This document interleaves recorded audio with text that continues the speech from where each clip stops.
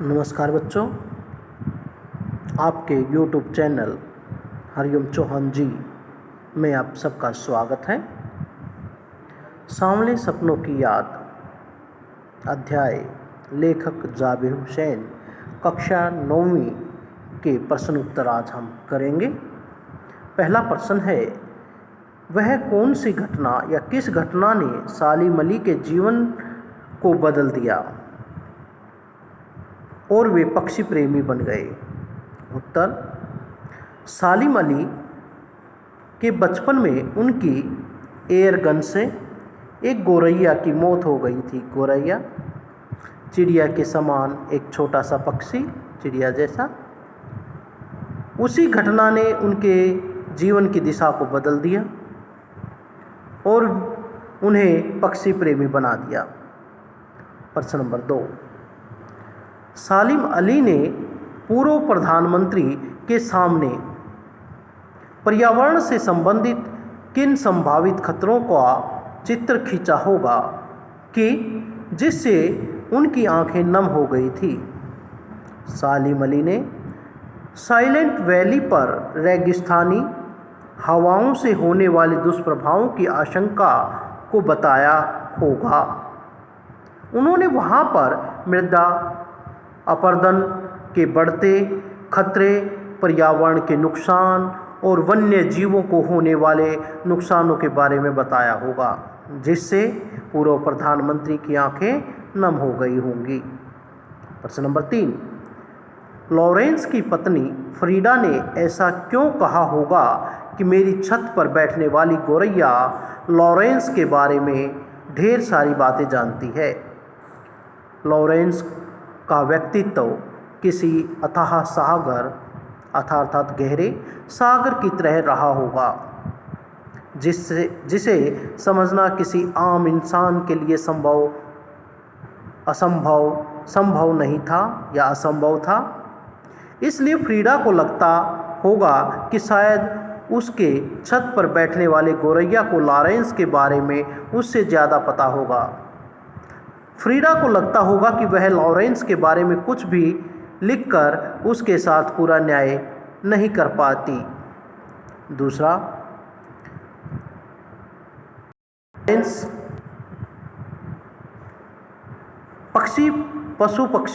पक्षियों में बहुत ज़्यादा रहते थे।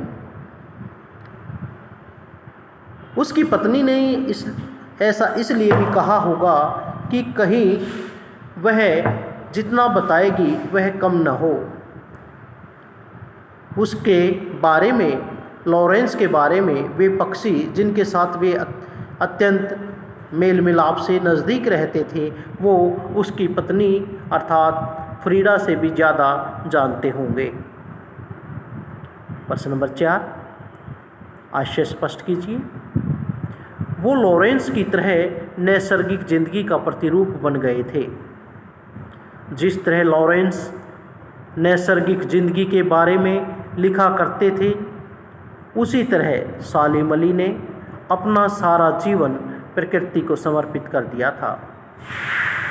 एक शब्द आया नैसर्गिक अर्थात वह सौंदर्य, वह प्राकृतिक सौंदर्य जिसमें किसी प्रकार का मिलाव ना हो, शुद्ध प्राकृतिक। दूसरा, कोई अपने जिस्म की हरारत और दिल की धड़कन देकर भी उसे लौटाना चाहे तो वह पक्षी अपने सपनों के गीत दोबारा कैसे गा सकेगा? से अभिप्राय है, जब किसी के शरीर से एक बार प्राण निकल जाता है तो फिर ऐसी कोई भी युक्ति नहीं है, कोशिश नहीं है कि मृत शरीर में प्राण फूके जा सके। तीसरा, सालिम अली प्रकृति की दुनिया में एक टापू बनने की बजाय अथाह सागर बनकर उभरे थे। सालिम अली का दायरा बहुत बड़ा था। वे एक स्थिर टापू नहीं बल्कि अथाह सागर की तरह थे, जिसकी था कोई नहीं जानता। प्रश्न नंबर 5, इस पाठ के आधार पर लेखक की भाषा शैली की 4 विशेषताएं बताइए। लेखक की भाषा दिखने में बड़ी सरल लगती है, लेकिन वह चंद शब्दों में ही गूढ़ बात कहने की महारत रखते हैं। इस छोटी सी रचना में उन्होंने इतनी अधिक बातें कही हैं जैसे गागर में सागर को समा दिया हो। प्रश्न नंबर 6, इस पाठ में लेखक ने सालिम अली के व्यक्तित्व का जो चित्र खींचा है उसे अपने शब्दों में लिखिए। सालिम अली प्रकृति को पूरी तरह समर्पित थे। पक्षियों के लिए उनके प्रेम तो जग जाहिर है। सालिम अली अपने काम की धुन में सब कुछ भूल जाते थे।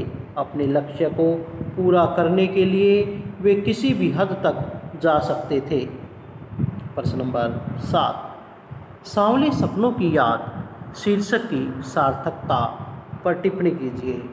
सांवले सपनों की याद का सांवले सपनों की से तात्पर्य दुख भरी यादों से है। सांवले अर्थात अंधकार या दुख से भरे हुए प्रतीकात्मक का अर्थ है। इस लेख में लेखक किसी की मौत पर शोक व्यक्त कर रहा है, इसलिए हम इस लेख का शीर्षक उपयुक्त समझते हैं। कवि उन्हीं यादों में डूबा है, उससे उसका हृदय परिवर्तन पूरी तरह से हो जाता है। वही सांवले सपने इस पाठ का शीर्षक उचित प्रतीत होता है। धन्यवाद। लाइक और सब्सक्राइब बटन अवश्य दबाएं।